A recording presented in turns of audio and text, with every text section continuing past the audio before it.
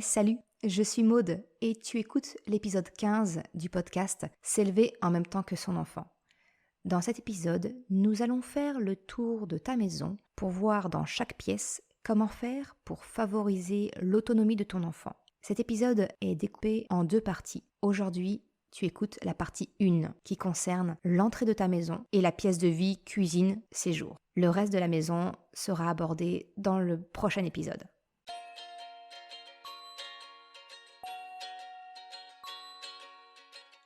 Salut et bienvenue sur le podcast S'élever en même temps que son enfant. Je suis Maude, coach certifiée chez Mercredi, mais surtout maman de 3 enfants. Sur ce podcast, je t'aide à conjuguer la bienveillance avec la réalité de ton quotidien de maman. Utiliser ton choix d'une parentalité bienveillante comme un accélérateur de ton propre développement personnel. T'aider à changer de regard sur les situations que tu vis avec ton enfant pour t'en servir, pour grandir et apprendre sur toi. Salut! Je suis contente de te retrouver pour ce nouvel épisode. Aujourd'hui, comme je te l'expliquais dans l'introduction, nous allons faire le tour de ta maison, pièce par pièce, pour voir comment tu peux favoriser l'autonomie de ton enfant. Mais avant de commencer, j'aimerais te rappeler que tu peux télécharger sur mon site mercredi.com mon guide gratuit sur les émotions, la boussole des émotions. C'est un guide qui te permettra d'avoir des outils simples et concrets pour savoir comment accueillir les émotions de ton enfant et les tiennes. Allez, sans plus attendre, nous allons commencer la visite de ta maison. L'autonomie de nos enfants. J'ai envie de te dire, c'est le saint graal parental. Nous aspirons toutes et tous à ce que nos enfants deviennent un peu plus autonomes afin de pouvoir retrouver un peu de temps. Mais est-ce que tu permets réellement à ton enfant de devenir plus autonome ? Ce que je te propose, c'est de faire le tour de ta maison, pièce par pièce, pour voir en quoi tu pourrais peut-être permettre à ton enfant un peu plus d'autonomie. Mais tout d'abord, favoriser l'autonomie, ça veut dire quoi exactement ? As-tu remarqué que bien souvent, ton désir d'autonomie, il ne correspond pas vraiment à celui de ton enfant ? Souvent, nous, en tant qu'adultes, nous souhaitons que notre enfant soit plus autonome sur certaines tâches en particulier, se laver, s'habiller, voilà.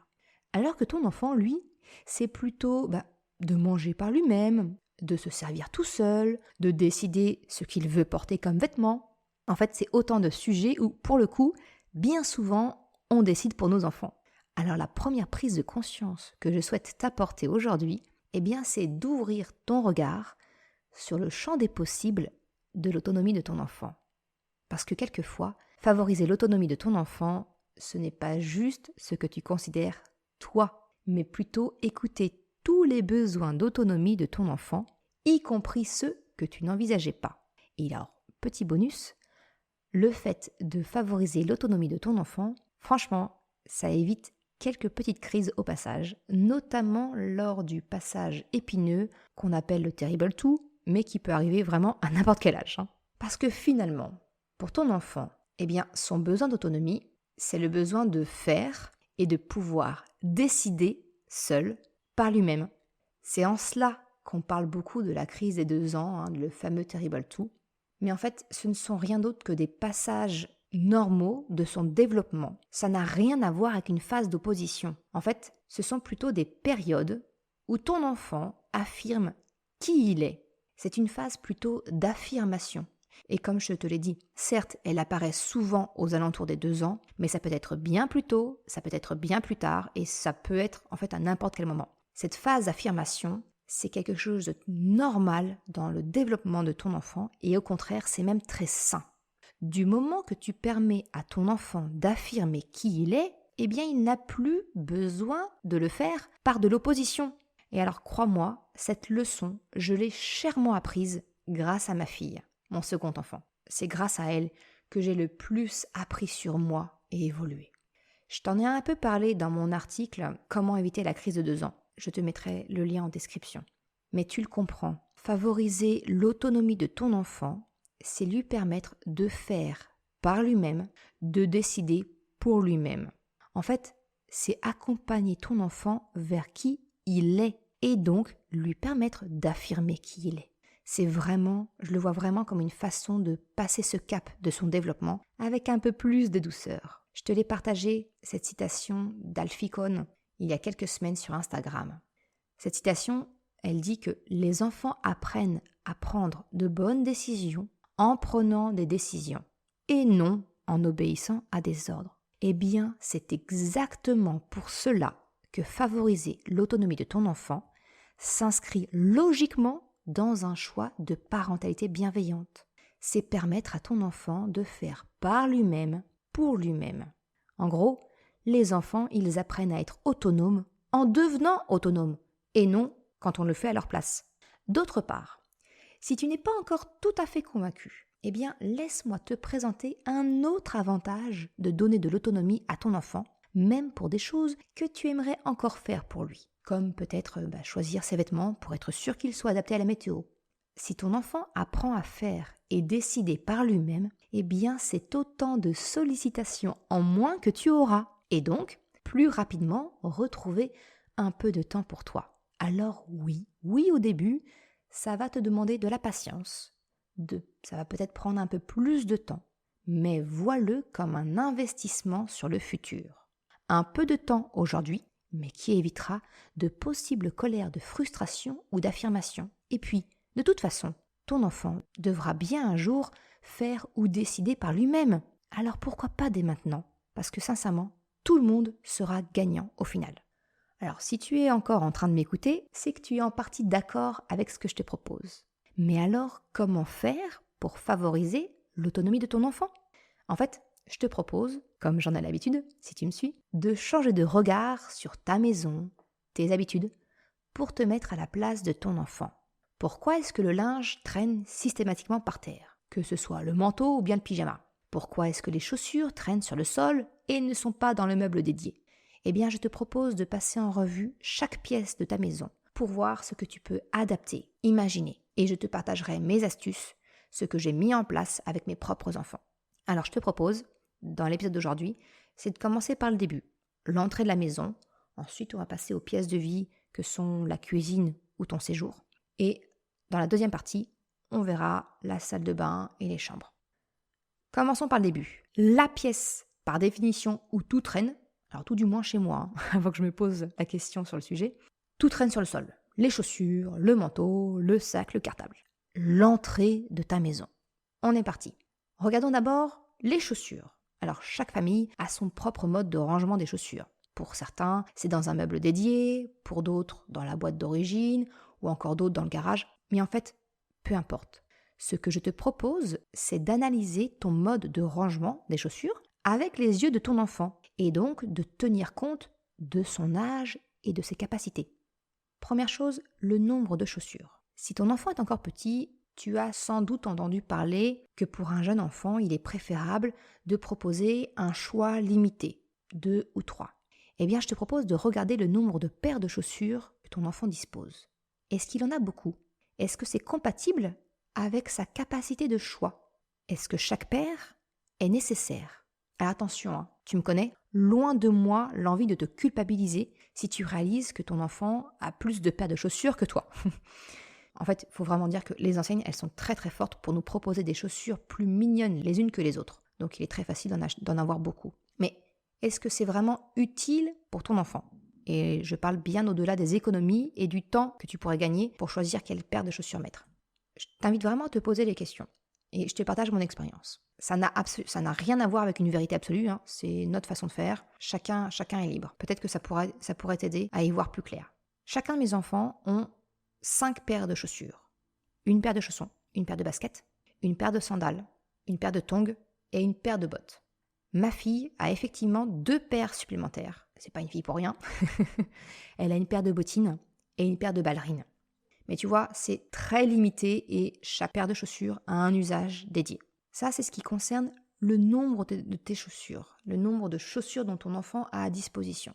Je t'invite à te poser cette question.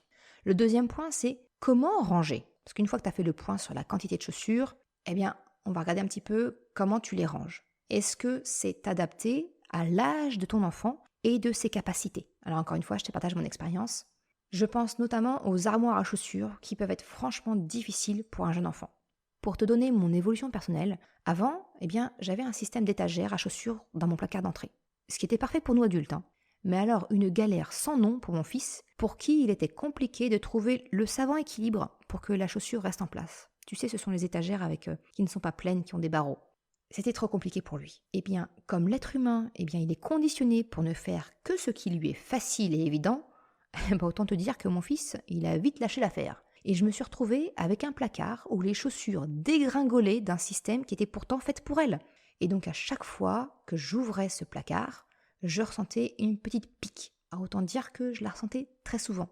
Sans parler du fait qu'à l'époque, je n'avais pas encore découvert les bienfaits du minimalisme. J'avais franchement un placard qui débordait de chaussures, que ce soit pour nous adultes ou pour mon fils. Et en fait, je me suis mise à regarder comment mes enfants fonctionnaient. Et je me suis vite aperçue que leur demander de ranger correctement leurs chaussures sur une étagère, c'était au-delà de leur portée, de leur capacité. Mais je les voyais faire ranger leurs jouets dans leur bac, ça semblait assez facile pour eux. J'ai naturellement choisi d'adopter cette solution. Aujourd'hui, j'ai toujours un système d'étagère pour nous adultes. En fait, maintenant, c'est plutôt un système de casier, parce qu'on a vraiment réduit le nombre de chaussures qu'on avait, nous également en tant qu'adultes. Et bref. Et pour mes enfants, j'ai choisi un système de bac de chaussures pour les enfants. Ils ont chacun un bac. Alors, sauf pour les bottes, qui sont souvent sales, et donc elles ont trouvé naturellement leur place dans le garage. Mais mes enfants ont chacun un bac, le fameux bac trop fast, encore et toujours, d'IKEA. Chacun un bac où ils mettent leur paire de chaussures. C'est beaucoup plus simple pour eux. Et depuis qu'on a adopté ce système, j'ai plus aucune chaussure qui traîne. Et ça fait, je te parle de ça, mais ça fait maintenant un peu plus de 3 ans, parce que Krapopoulos est né, et ce système est déjà en place, et lui qui va avoir 3 ans, il a parfaitement adopté ce système depuis qu'il est tout petit, il sait le faire tout seul. Donc tu le comprends, ce que je te propose, c'est d'adopter un système de rangement qui est facile pour ton enfant, pour lequel le rangement ne lui demandera pas un effort particulier. C'est ça la clé du succès. Alors maintenant qu'on a fait le point pour les chaussures, les manteaux. Je t'invite à te poser les mêmes questions que pour les chaussures, toujours en te mettant à la place de ton enfant. Combien de vestes ou de manteaux ton enfant a? Est-ce qu'il en a besoin de tous? Est-ce que le moyen pour ranger les manteaux et les vestes est adapté à ton enfant, à son âge, à ses capacités? Est-ce que ranger correctement le manteau lui demande un effort particulier? Est-ce que ça demande une certaine dextérité? Alors par cette question, je vise particulièrement les systèmes à base de cintres qui ne sont pas vraiment à la portée des plus jeunes enfants. Et alors, entre nous, quand je vois que même mon mari a encore du mal à mettre les épaules au bon endroit sur un cintre, je m'interroge franchement si les cintres sont vraiment simples et adaptés pour un enfant. Il va me tuer s'il m'écoute. Mon petit partage d'expérience, c'est que jusque très tard, on avait une penderie dans notre entrée. Et mon fils ne pouvait simplement pas ranger seul son manteau. C'était impossible. Il était dépendant de nous pour le prendre ou pour le ranger. Alors, pour peu que je ne sois pas disponible au bon moment, tu peux être sûr que le manteau, il finissait souvent en boule par terre dans le placard. Ou même carrément devant des fois. Alors, encore un petit irritant du quotidien. Mais qui finalement, c'était notre faute, vu que nous n'avions pas mis les moyens à disposition de notre fils pour le faire lui-même. En faisant ce constat, j'ai pris le parti d'accrocher une patère sur la porte du placard, à la hauteur de mon fils, pour qu'il puisse accrocher sa veste tout seul. Alors, je te précise bien que si tu optes pour cette option, choisis une patère assez large pour que la veste tienne facilement, sans avoir besoin de précision dans le geste afin qu'elle ne tombe pas dès que tu refermes la porte. Parce que c'est vraiment le seul bémol que j'ai pu constater. Mon fils me disait avoir accroché son manteau, et moi, à chaque fois que j'ouvrais le placard, je le retrouvais par terre. Tu imagines sans doute la scène facilement. En fait, je ne le croyais pas. Jusqu'au jour où j'ai moi-même accroché sa veste, et que j'ai entendu qu'elle tombait aussitôt que je refermais la porte. On a donc revu notre système. Surtout qu'entre-temps, la famille s'était agrandie. Ce n'était plus un mini-manteau qu'il fallait accrocher, mais 3. On a donc opté pour un système de porte-manteau mural, avec de larges branches pour que les manteaux, les casquettes et autres écharpes tiennent facilement. Et on a fixé le tout à la bonne hauteur pour nos 3 enfants. Alors j'ai même dernièrement encore amélioré le système, où j'ai ajouté quelques patères murales afin de pouvoir suspendre à part les casquettes, les bonnets, les écharpes facilement. Parce qu'avec un manteau et un imperméable chacun, autant te dire que les porte-manteaux étaient déjà bien chargés. Mais tu le comprends, une fois de plus, le mot d'ordre, c'est chercher le moyen de rendre l'accès et le rangement facile pour ton enfant. Dernier élément qui peut traîner par terre dans ton entrée, c'est le sac ou le cartable.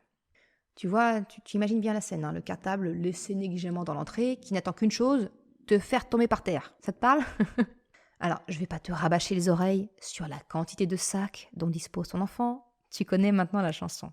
Mais comment et où les ranger? Car si tu ne veux pas qu'ils traînent dans la maison et qu'ils te prennent en traite pour te faire étaler tout ton long, il faut qu'ils aient une place attitrée dans la maison.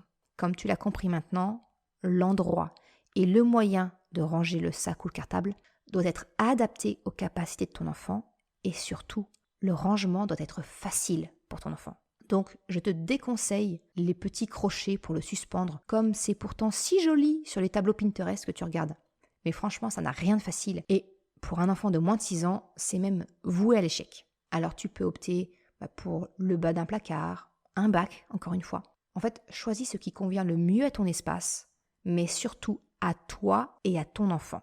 Pour te donner toujours et encore ma petite expérience, moi j'ai vraiment constaté que le vrac, c'est toujours l'option la plus facile pour les enfants. Alors, encore une fois, j'ai adopté cette solution. En fait, on a un bac où on range les sacs qui ne servent pas quotidiennement. Tous les sacs fantaisie que ma fille collectionne, les sacs à dos pour les balades, etc. Et dans notre cellier, dans notre pièce d'entrée en fait, j'ai créé un système d'étagères assez profonde et basse qui peut servir pour simplement poser les cartables et les sacs à main. Alors ok, c'est pas le rangement le plus stylé du monde, mais il est efficace. Les enfants y déposent leurs cartables et depuis, je n'ai plus jamais eu la surprise d'un 100 mètres saut d'obstacle version cartable. Si tu veux voir un petit peu à quoi ça ressemble, j'ai mis des photos de notre organisation sur l'article qui est lié à ce podcast. Tu trouveras le lien en description de l'épisode. Maintenant que nous avons passé en revue l'entrée de ta maison, passons à la cuisine ou au séjour. Parce que tout comme dans l'entrée, l'idée c'est vraiment de permettre à ton enfant de gagner en autonomie, de lui permettre de faire par lui-même et finalement de l'encourager à participer à la vie de la maison. Et cela passe par le fait de lui permettre d'accéder à tout ce dont il pourrait avoir besoin.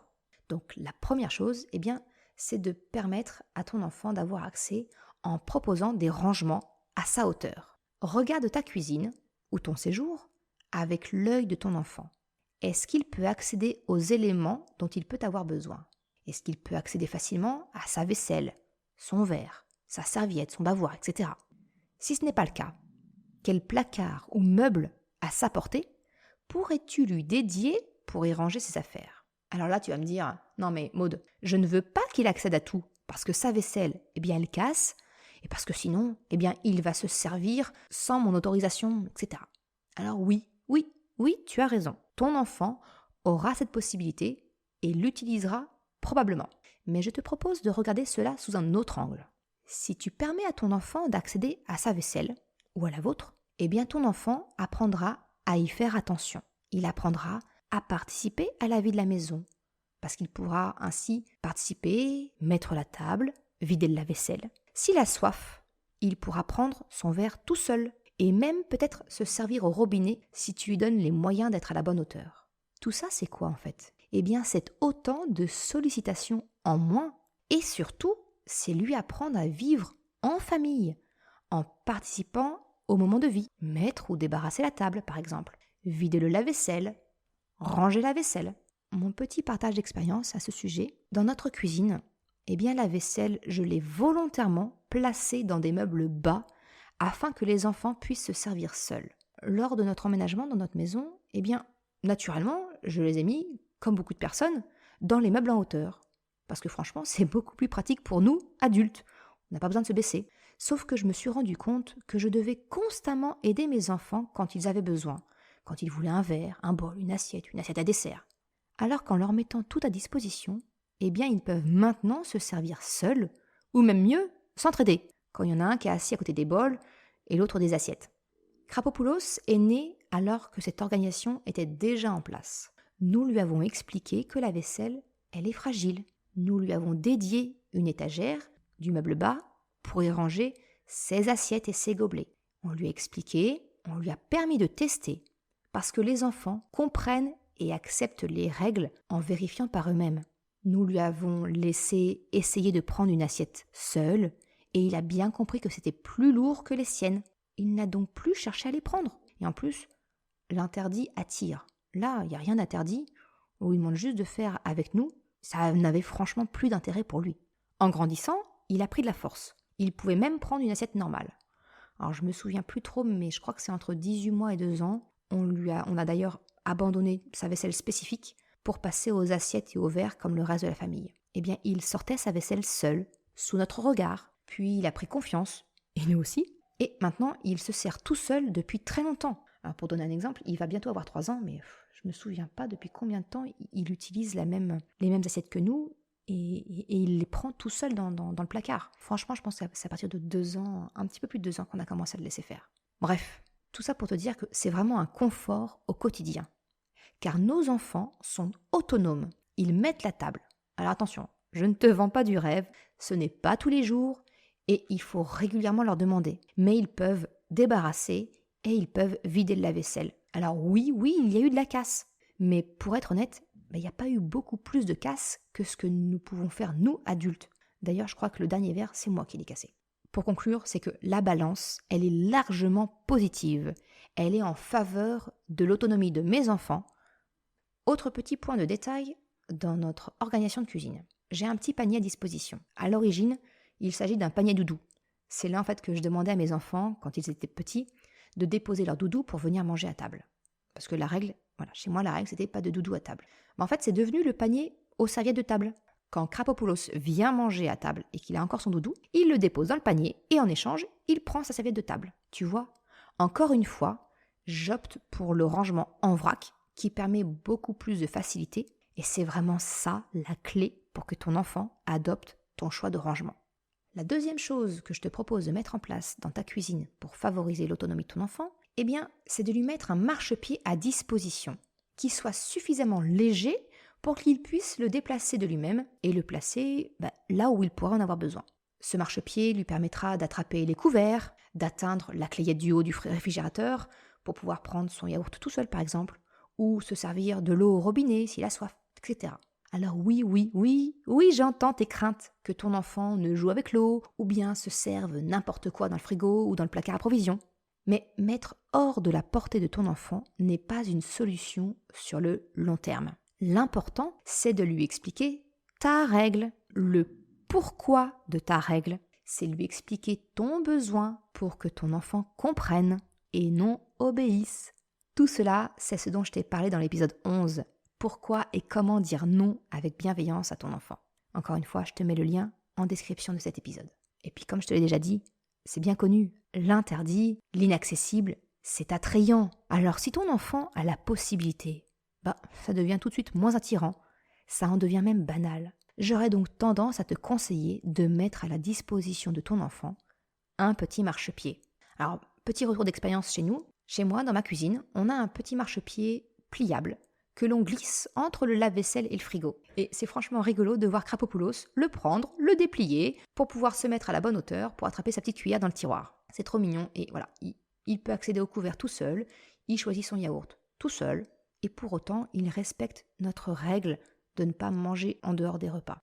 Je vais également faire un petit zoom très rapide dans la cuisine sur les tours d'observation qui sont tirés de la pédagogie Montessori. En fait, ce sont des petites tours sécurisées qui permettent à ton enfant d'être à la hauteur du plan de travail, en sécurité donc, et pour pouvoir cuisiner à tes côtés. Et alors, c'est vraiment chouette de pouvoir partager la préparation du repas avec ton enfant dès qu'il sait se tenir debout.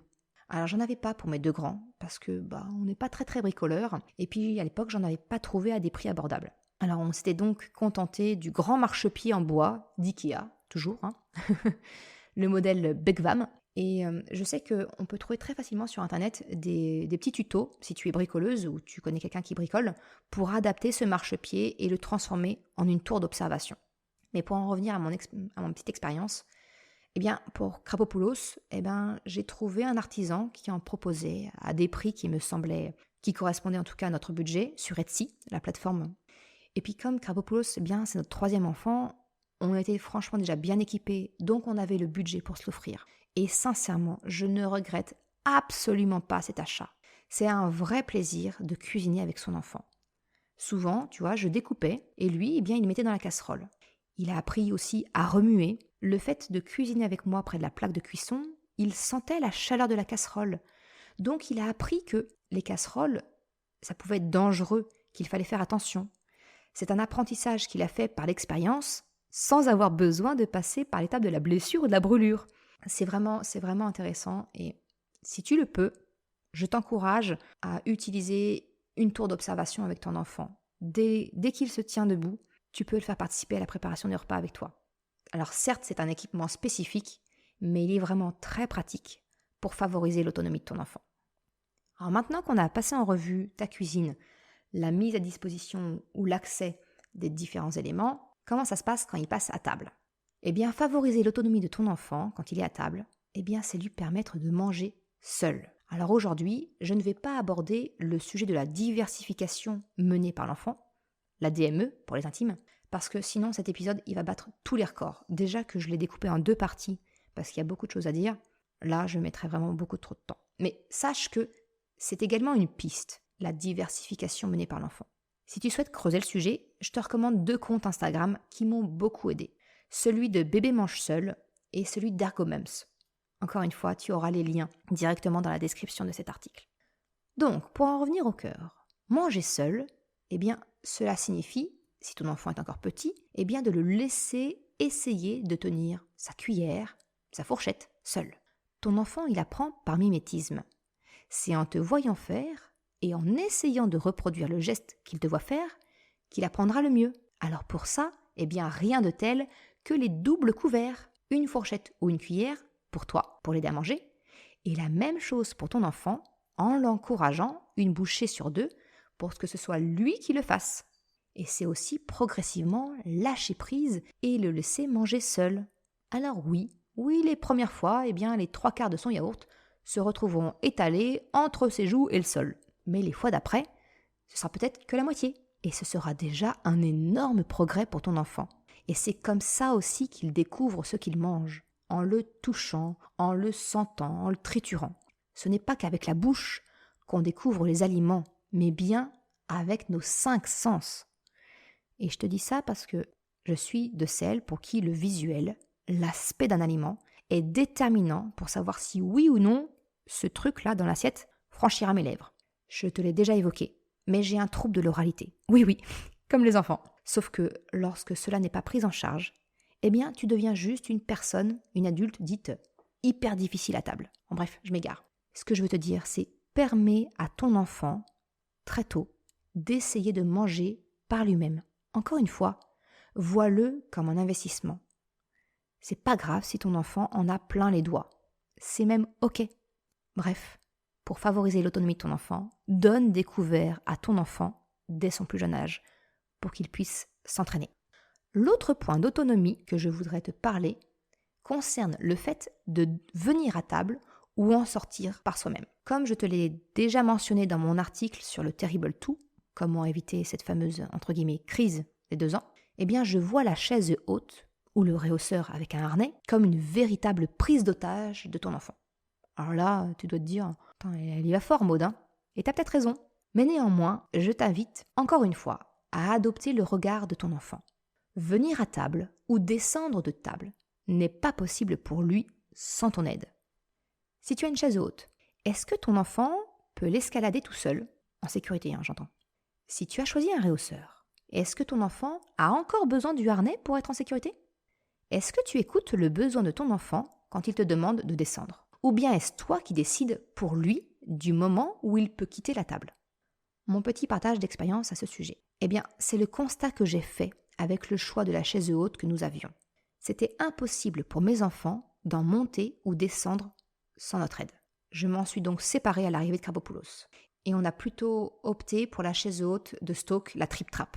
Dès lors qu'il n'avait plus besoin de l'arceau rigide, que ça veut dire que ses appuis en fait étaient suffisamment sûrs pour se tenir assis, eh bien nous avons appris à notre fils à monter et à descendre seul, sous notre surveillance, parce que je te rappelle, ton enfant doit toujours être en sécurité, mais on lui a appris à monter et à descendre seul de sa chaise. Il a conservé, pendant un petit temps, le système de harnais pour le sécuriser une fois assis, mais il n'est jamais resté à table contre son gré. Tu connais maintenant mes difficultés autour des repas, ce qui fait que je n'ai aucun plaisir à être à table pour manger. Et je suis intimement convaincue que c'est à cause d'une forme de renforcement négatif autour des repas, quand j'ai été contrainte de rester à table pour manger, que tout ça s'est inscrit en moi. Alors je ne dis pas qu'il s'agit d'une vérité absolue, je n'ai pas cette prétention.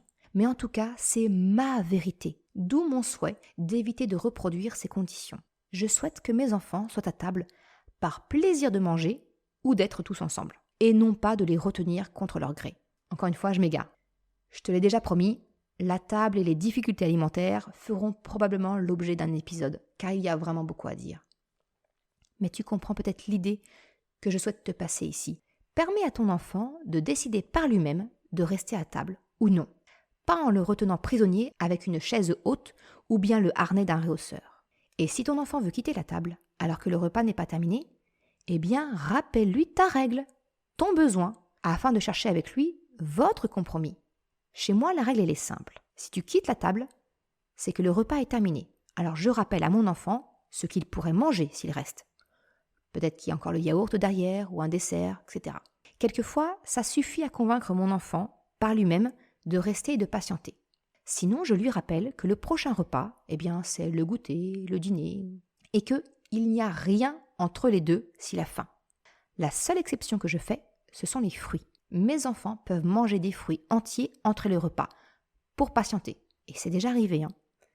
Mais c'est ok pour moi, parce qu'après tout, eh bien, les fruits, ils ont des apports nutritifs intéressants. Ça n'a rien à voir avec grignoter un biscuit, du pain ou une gourmandise. Encore une fois, si tu veux aller un peu plus loin et comprendre ma logique, eh bien je t'invite à lire mon article sur le Terrible 2. Je te mettrai le lien en description de l'épisode. Et je te détaille vraiment ma gestion des repas et surtout les sorties de table de mes enfants. Mais je ferme la parenthèse. Pour conclure, tu as sans doute compris l'idée. Donne le pouvoir de décision à ton enfant et donne-lui les moyens d'agir par lui-même. Voilà pour cette première partie concernant l'autonomie de ton enfant en passant en revue les pièces de ta maison. J'espère que cela te donne quelques pistes de réflexion, peut-être quelques prises de conscience éventuellement, sur la façon dont tu peux voir et vivre avec ton enfant votre quotidien. Si tu souhaites me faire part de tes remarques, suggestions, interrogations, eh bien n'hésite pas à commenter l'article ou à m'écrire directement, je te répondrai avec plaisir. Je te donne rendez-vous dans 2 semaines pour la suite de la visite de ta maison, où nous verrons comment ton enfant peut gagner en autonomie dans la salle de bain, sa chambre et même les escaliers si tu en as. Je te remercie d'avoir écouté cet épisode jusqu'à la fin. Tu trouveras la retranscription sur le site mercredi.com. Si tu as aimé cet épisode, s'il t'a été utile, je t'invite à le partager, à en parler autour de toi. Ou si le cœur t'en dit, de me laisser un commentaire ou une note de 5 étoiles sur Apple Podcast. Cela me permet de faire connaître le podcast et m'encourage à progresser. Un grand merci à celles et ceux qui prendront le temps de le faire. Je te souhaite une excellente journée, après-midi, soirée, quel que soit le moment où tu m'écoutes. Et je te dis à la semaine prochaine pour un nouvel épisode. Ciao!